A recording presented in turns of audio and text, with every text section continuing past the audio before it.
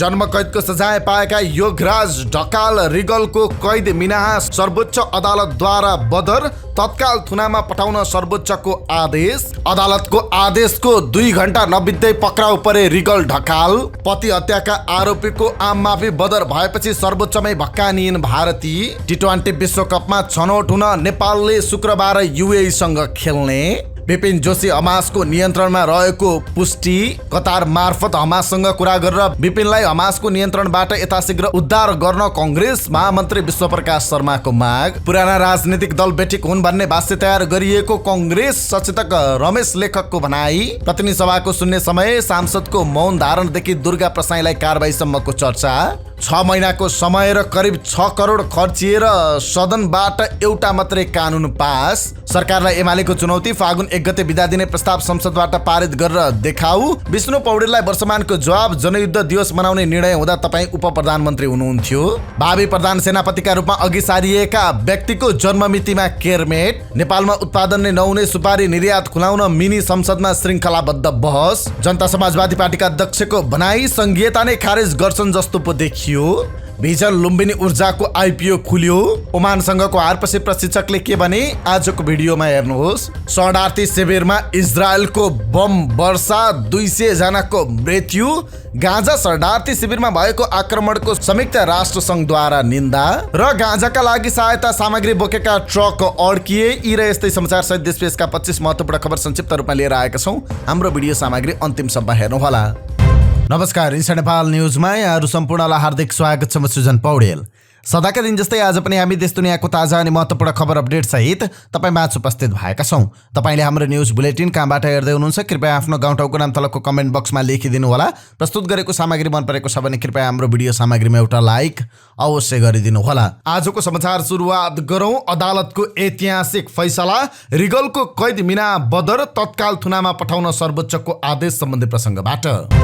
सर्वोच्च अदालतले जन्मकैदको सजाय पाएका योगराज ढकाल रिगलको कैद मिना दिने निर्णय बदर गरेको छ। न्यायाधीशहरू ईश्वर प्रसाद खतिवडा, सपना प्रधान मल्ल र डाक्टर कुमार चुडालको इजलासले संविधान दिवसमा सरकारको सिफारिसमा राष्ट्रपतिले गरेको कैद सजाय मिना गर्ने निर्णय बदर गर्न आदेश गरेको हो। इजलासले रिगललाई बाँकी कैद माफी दिने निर्णय अपराध पीडितको हक प्रतिकूल देखिएको भनेको छ। साथै उनलाई तत्काल थुनामा पठाउन उत्प्रेषणको आदेश समेत दिएको छ।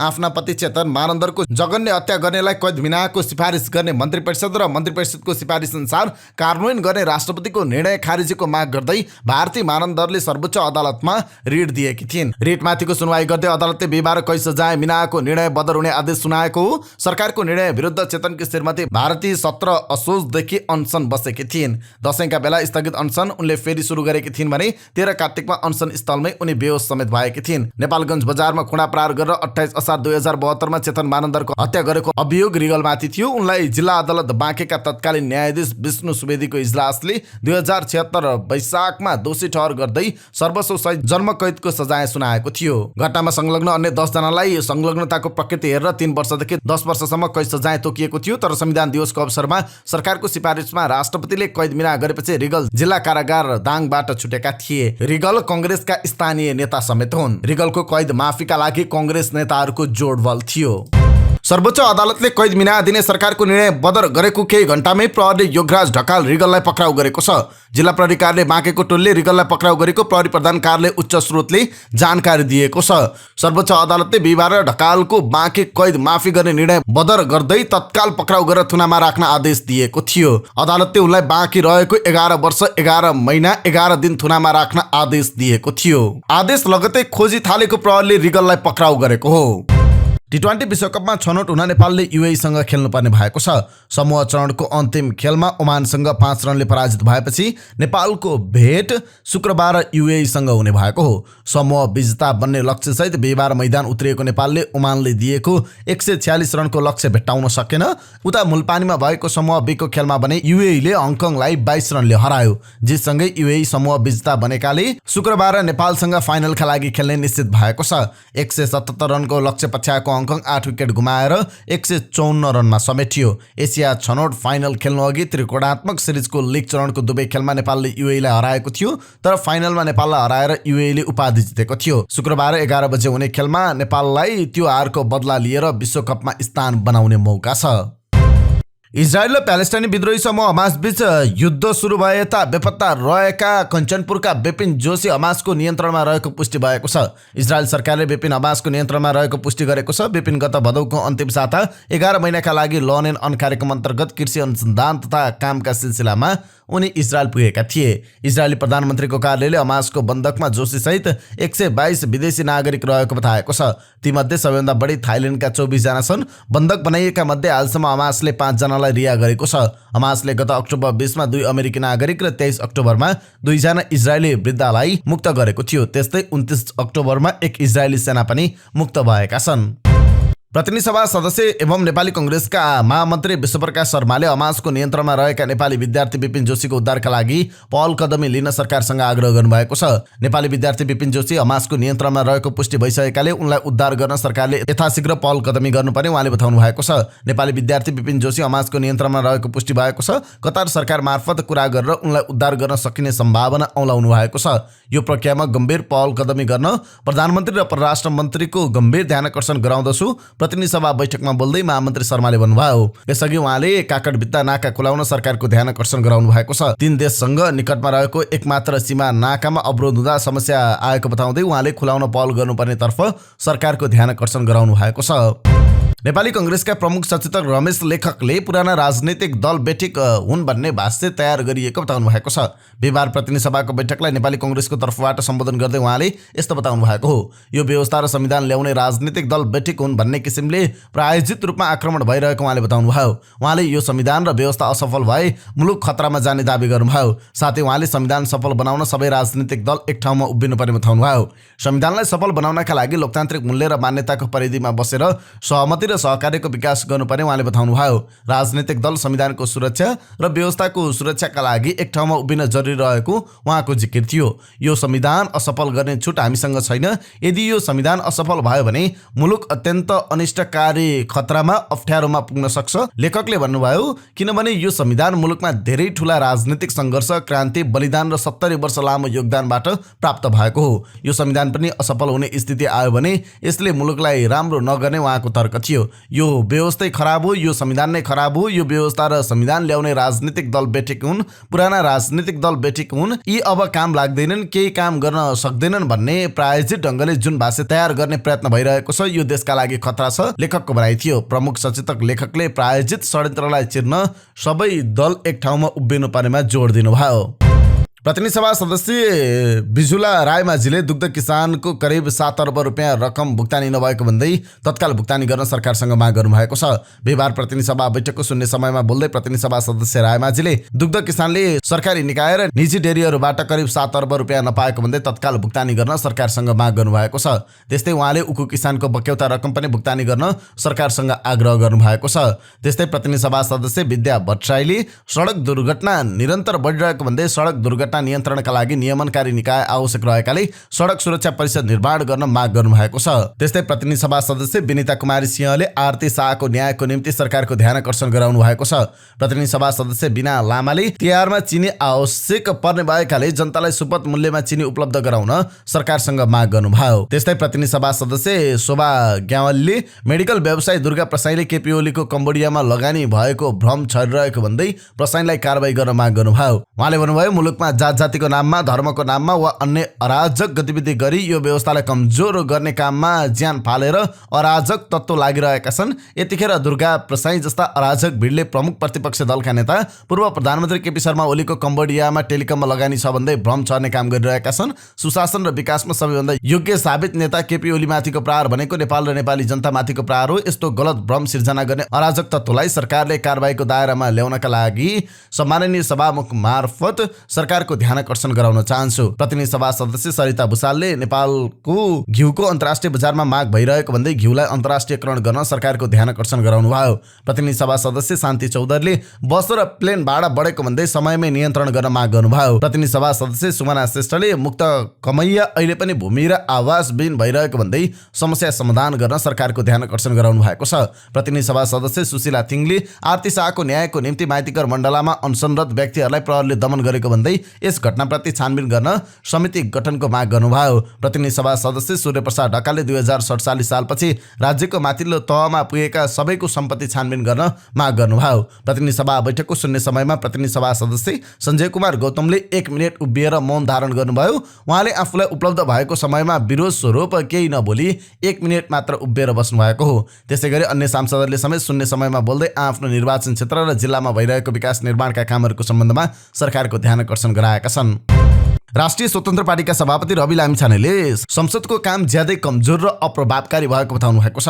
गत वैशाख 24 गते सुरु संसदको बजेट अधिवेशन सुरु भए यताको 6 महिनामा बजेट पारित गर्ने बाहेक जम्मा एउटा मात्र कानुन पास गरेको भन्दै उहाँले संसदको कामभन्दा आफू सञ्चारकर्मी हुँदा बढी काम गरेको दाबी गर्नुभयो। 6 महिनाको समय र करिब 6 करोड खर्चिएर यो सदनले मात्र एउटा कानुन पास गर्यो। यो भन्दा धेरै प्रभावकारी सञ्चारकर्मी हुँदा हुने गर्दथे। नागरिकको समस्या सुल्झाउने काममा यो भन्दा धेरै प्रभावकारी काम गरेको मलाई सम्झना आउँछ उहाँले भन्नुभयो। संसदमा जनप्रतिनिधिले उठाएको आवाज समेत सरकारले नसुनेको र मन्त्रीले सोधेको प्रश्नको जवाब नपाएको लामिछानेले बताउनुभयो।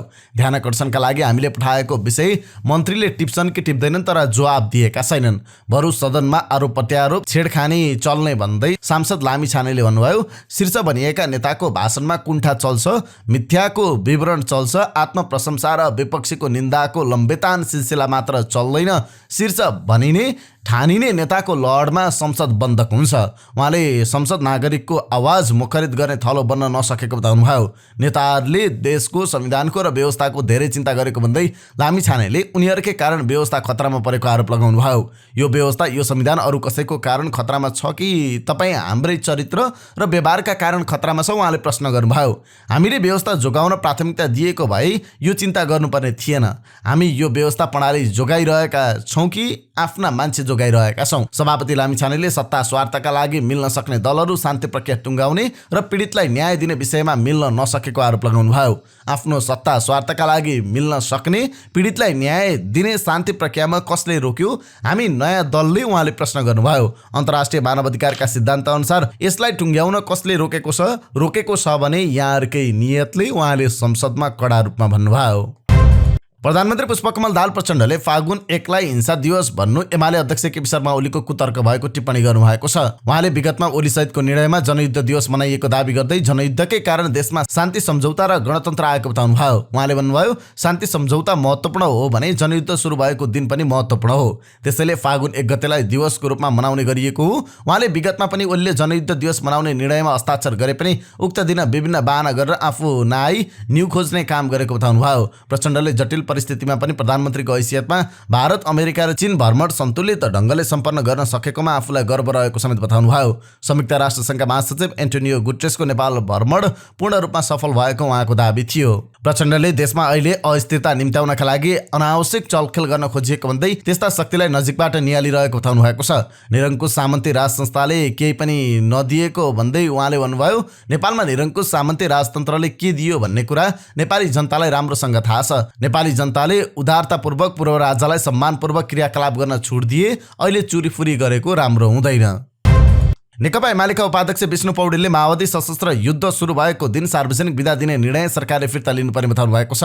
बिहिबार प्रतिनिधि सभा बैठकमा बोल्दै उहाँले सरकारले फागुन 1 गते बिदा दिने नै हो भने संसदबाट पारित गर्नुपर्ने बताउनुभयो। यदि यो सरकारलाई फागुन 1 गते युद्ध दिवस मनाउन ठिक हो भन्ने लाग्छ भने यो सदनमा प्रस्तुत गरेर पारित गरोस् उहाँले प्रश्न गर्नुभयो। त्यसको परीक्षण गर्न सरकार तयार छ उहाँले प्रश्न गर्नुभयो। यो गलत निर्णयबाट पछि हटोस्, यदि पछाडि हट्दैन भने सदनमा ल्याओस्। फागुन 1 गते नेपालमा हिंसाको आरम्भ भएको भन्दै पौडेलले त्यस दिन उत्सवको दिन हुन नसक्ने जिकिर गर्नुभयो। त्यो नेपालमा हिंसा आरम्भ भएको दिन थियो। हिंसाको बाटो गलत थियो भनेर साथीहरू शान्ति प्रक्रियामा सहभागी हुनुभएको हो। त्यो स्वीकारोक्तिका साथमा उहाँहरूको यो सदनमा उपस्थिति छ भन्ने म मान्दछु। मुलुक समृद्धिको दिशामा अगाडि बढिरहेकाले युद्ध दिवस मनाउनु उचित नहुने उहाँको भनाइ थियो। जनयुद्ध दिवस मनाउने सरकारको निर्णयलाई लिएर नेकपा एमालेका उपाध्यक्ष विष्णु पौडेल र नेकपा माओवादी केन्द्रका उपमहासचिव वर्षमान पुनले सवाल जवाफ गर्नुभएको छ। पौडेलपछि बोल्नुभएका माओवादीका उपमहासचिव पुनले एमाले समेत सहभागी सरकारले जनयुद्ध दिवस मनाउने निर्णय गरेको स्मरण गराउनुभयो। जनयुद्ध दिवसको बारेमा म स्मरण गराउन चाहन्छु। माघ 19 गते त्यो निर्णय भएको रहेछ। पूर्व वक्ता विष्णु पौडेल माननीय ज्यू उप प्रधानमन्त्री हुनुहुँदो रहेछ। त्यही मन्त्री परिषदले निर्णय गरेको रहेछ। पौडेललाई पुनले जवाफ फर्काउनुभयो। आफैले निर्णय गर्ने र अर्को ठाउँमा पुगेर आलोचना गर्ने संस्कार गलत भएको उहाँले बताउनुभयो। नेपाल भारत सीमा 10 गजामा पर्ने सीमा स्तम्भको मर्मत तथा रङरोगनको काम सुरु भएको छ। सशस्त्र प्रहरी र भारतीय सीमा सुरक्षा बल एसएसबीले संयुक्त रूपमा 10 गजामा रहेको सीमा स्तम्भको मर्मत सम्भार र रङरोगन सुरु गरेको हो। बिहिबार धनुषाको मुखियापट्टी मुसरनिया गाउँपालिका 6 झुटै स्थित 158 नम्बर सहायक सीमा स्तम्भको मर्मत तथा रङरोगन गर्दै कार्यको थालनी भएको छ। धनुषामा मात्र 155 सीमा स्तम्भ रहेको छ। मध्य प्रदेशमा नेपाल र भारत सीमा 10 गजामा 4000 भन्दा बढी सीमा स्तम्भको मर्मत तथा रङरोगन गर्ने कार्य सुरु भएको मध्य प्रदेश सशस्त्र प्रहरी प्रमुख डीआईजी दिपेन्द्र शाहले जानकारी दिनुभयो। बिजोर नम्बरको सीमा स्तम्भ नेपालले र जोर नम्बरको भारतीय एसएसबीले गर्ने उहाँले बताउनुभयो।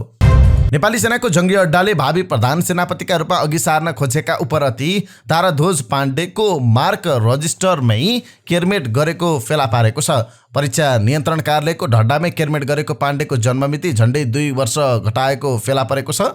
परीक्षा नियन्त्रण कार्यालय स्रोतबाट अनलाइन खबरले प्राप्त गरेको जन्ममितिको मार्क रजिस्टरमा सुरुमा उनको जन्ममिति 12 माघ 2021 उल्लेख छ, तर पछि त्यसलाई केरेर 23 मङ्सिर 2023 बनाउँदै उमेर घटाइएको छ।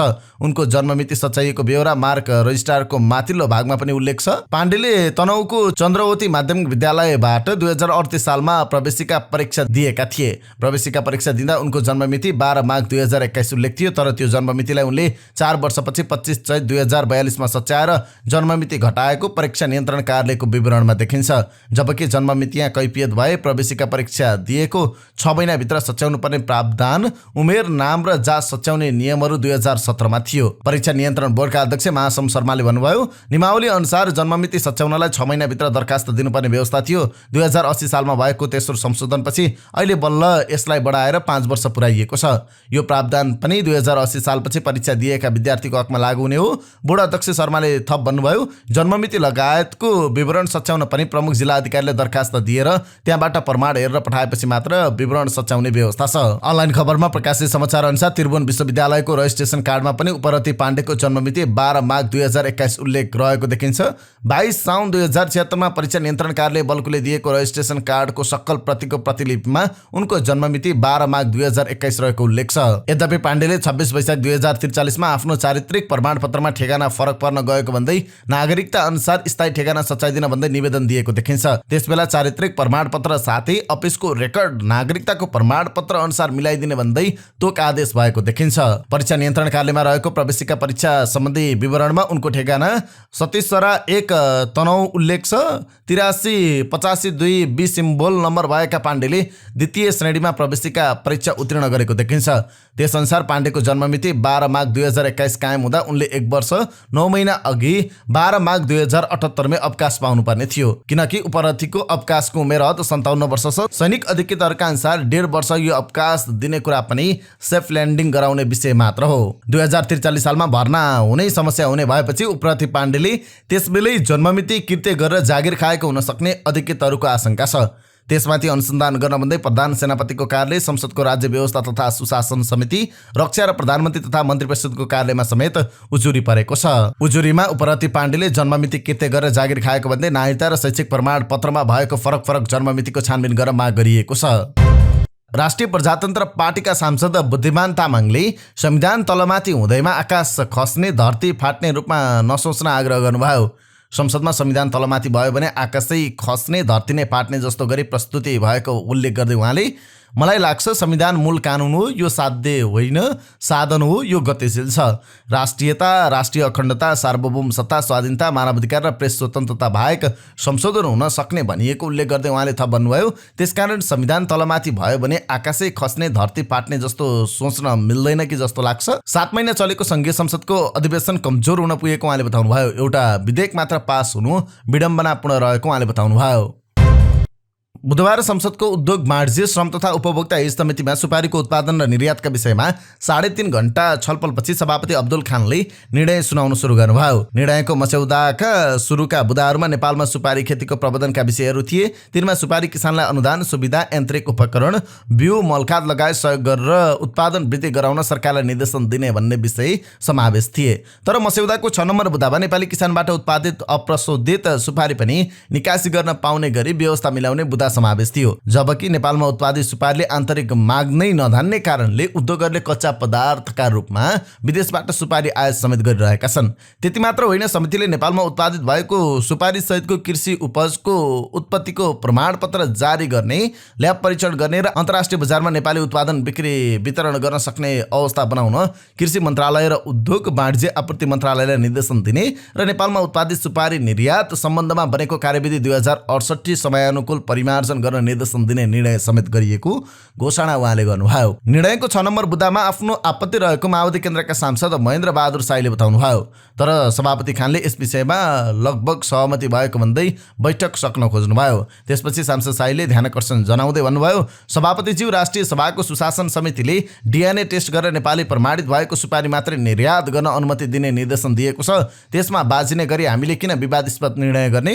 उहाँले थप भन्नुभयो, हामीले सुपारी प्रकरणमा गहिराईमा नबुझी निर्णय गर्दा यो समितिमै विवाद सिर्जना हुने अवस्था बन्ने भयो। यो निर्णय नगरौं। केही समय अगाडि बाहिर निस्किनुभएका नेकपा एकीकृत समाजवादीका सांसद कृष्ण कुमार श्रेष्ठ किसान त्यति नै बेला समिति बैठकमा छिर्नुभयो र श्रेष्ठले पुनः निर्णय पढेर सुनाउन माग गर्नुभयो। श्रेष्ठको चर्को स्वरपछि सभापति खानले पुनः बैठकको निर्णय सुनाउन थाल्नुभयो। त्यसपछि श्रेष्ठले पनि 6 नम्बर बुँदाको निर्णय नगर्ने उल्लेख गर्नुभयो। सुपारी निर्यात खुल्ला होला र खाउँला भनेर बाहिर दलालहरू गरेर बसेका छन्।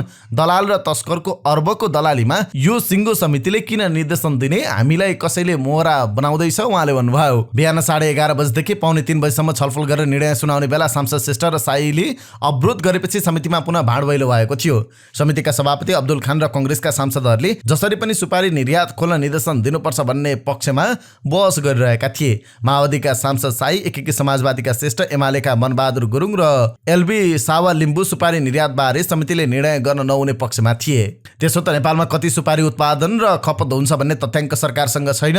विगत 2 वर्षदेखि सरकारले औद्योगिक कच्चा पदार्थका रूपमा मात्रै सुपारी आयात गर्न दिने नीति लिएको छ भने निर्यातलाई करिब बन्देज नै गरेको छ। यस्तो अवस्थामा गत आर्थिक वर्ष 2079-80 मा 8,000 मेट्रिक टन सुपारी आयात भएको छ।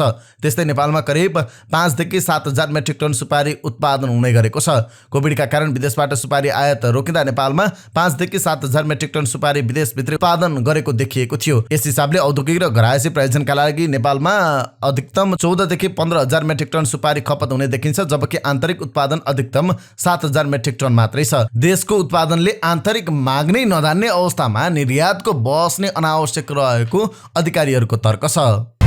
जुवा तास खेलेको आरोपमा पक्राउ परेका कलाकारहरू इकु, गजित बिष्ट, गम्भीर बिष्ट, शङ्कर आचार्य, चक्र बमसहित 9 जना धरौटिया रिहा भएका छन्। जिल्ला प्रशासन कार्यालयको आदेशपछि 15-15 हजार रुपियाँ धरौटीमा उनीहरूलाई बुधबार बेलुकी छाडिएको जिल्ला प्रहरी परिसर काठमाडौँका एसपी तथा प्रवक्ता कुमोद ढुङ्गलले जानकारी दिनुभयो। जनता समाजवादी पार्टीका अध्यक्ष उपेन्द्र यादवले राजनीतिक दलहरू र संघीय सरकारको व्यवहारले संघीयता खारेज हुने हो कि भन्ने आशंका बढेको बताउनु भएको छ। विवाद प्रतिनिधि सभाको बैठकमा उहाँले हालसम्म संघीय निजामती ऐन र प्रहरी समायोजन ऐन नल्याएको भन्दै संघीयता खारेज गर्छन् कि जस्तो देखिएको टिप्पणी गर्नुभएको छ। प्रदेशलाई अधिकार, कानुन र काम गर्ने जनशक्ति नदिएपछि संघीय लोकतान्त्रिक गणतन्त्र कसरी टिक्छ भनेर उहाँले प्रश्न गर्नुभयो। अहिलेसम्म संघीय निजामती ऐन निर्माण गरिएन। उहाँ माननीयजीले भन्दै हुनुहुन्थ्यो संघीयता खारेज गरौँ भन्नै पर्दैन, यतैबाट खारेज गरिदिन्छन् कि जस्तो पो देखियो त। किनभने 8-8 वर्षसम्म संघीय ऐन नबनाउनु, प्रहरी ऐन बनेको धेरै वर्ष भइसक्यो, बनेको पनि कार्यान्वयन नहुनु र प्रदेशलाई अधिकार, कानुन र कार्य गर्ने आवश्यक जनशक्ति समेत नदिने अवस्थाले कसरी संघीय गणतन्त्र टिक्छ, कसरी संघीय गणतन्त्र संस्थागत हुन्छ? अध्यक्ष यादवले भन्नुभयो। उहाँले चुरे क्षेत्रमा उत्खनन कार्यलाई प्रतिबन्ध लगाउनु पर्ने बताउनुभयो। 2072 सालमा कानुन बनेको छ चुरे क्षेत्रमा उत्खननलाई प्रतिबन्ध लगाउने गरी त्यसलाई कार्यान्वयन गर्न र चुरिया क्षेत्रको संरक्षण, त्यहाँको गिटी ढुङ्गा निकाल्न रोक्ने र न्यून असर पर्ने ठाउँबाट निकालेर घरेलु प्रयोजनका लागि, आन्तरिक प्रयोजनका लागि लाग्ने गरी प्रतिबन्ध लगाउनुपर्छ। अनि मात्र पर्यावरणीय सङ्कटबाट जोगाउन सकिन्छ, मधेसलाई मरुभूमिकरणबाट जोगाउन सकिन्छ उहाँले भन्नुभयो। सांसद यादवले आगामी दिनमा लामो समयसम्म संसद अवरुद्ध हुने र संसदमा विधेयक नल्याउने प्रवृत्तिको अन्त्य हुनुपर्ने बताउनुभयो। नेकपा एमालेका सांसद हेमराज राईले गाजा क्षेत्रमाथि इजरायलले जारी राखेको आक्रमणलाई प्यालेस्टाइनी नागरिकको आत्महत्याको संज्ञा दिनुभएको छ। बिहिबार प्रतिनिधि सभामा बोल्दै उहाँले भन्नुभयो, इजरायलले हमास विरुद्ध आक्रमणको नाममा गरिरहेको प्यालेस्टाइनी नागरिकको आत्महत्या र उनीहरूलाई आफ्नो घर जमिनबाट बेदखल गर्दै गाजा क्षेत्रमाथि गरिएको आक्रमण र कब्जाको घोर निन्दा, भर्त्सना र विरोध गर्न चाहन्छु।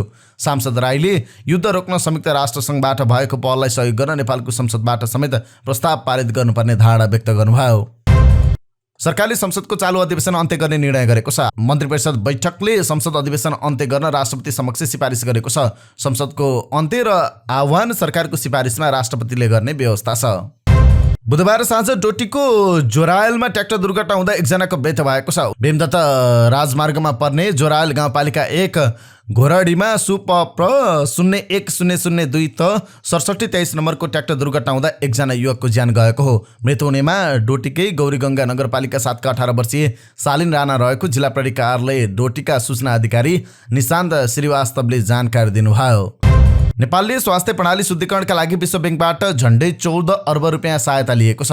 त्यसमध्ये 10 करोड डलर झन्डै 13 अर्ब 30 करोड रुपियाँ सहुलियतपूर्ण ऋण र 38,40,000 अर्थात् झन्डै 51 करोड रुपियाँ अनुदान रहेको अर्थ मन्त्रालय र विश्व ब्याङ्कले संयुक्त रूपमा जारी गरेको विज्ञप्तिमा उल्लेख छ। ऋण अन्तर्राष्ट्रिय विकास संस्था आइडिए मार्फत प्राप्त हुनेछ।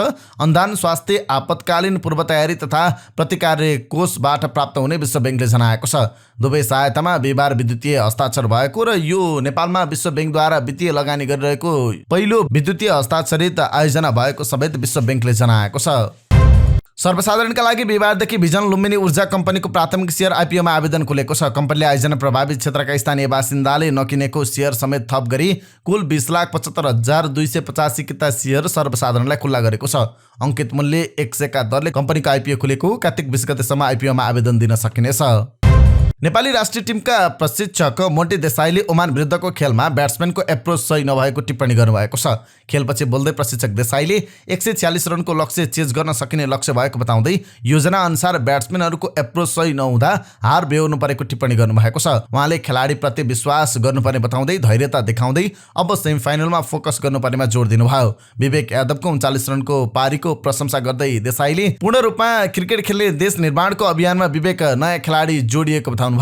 दिपेन्द्र सिंह एरीको इन्जुरीको बारेमा सामूहिक निर्णय लिने भन्दै अझै निष्कर्षमा नपुगेको बताउनुभयो। देसाईले सम्पाललाई तेस्रो स्थानमा पठाएको बारे बोल्दै नेपाली टिममा 11 खेलाडी नै ब्याट्सम्यान रहेको बताउनुभयो। ओमानसँगको हारले आफू र खेलाडीका साथै फ्यानहरू पनि खुसी नभएको बताउँदै 24 घण्टापछि त्यसलाई सच्याउने अवसर रहेको बताउनुभयो।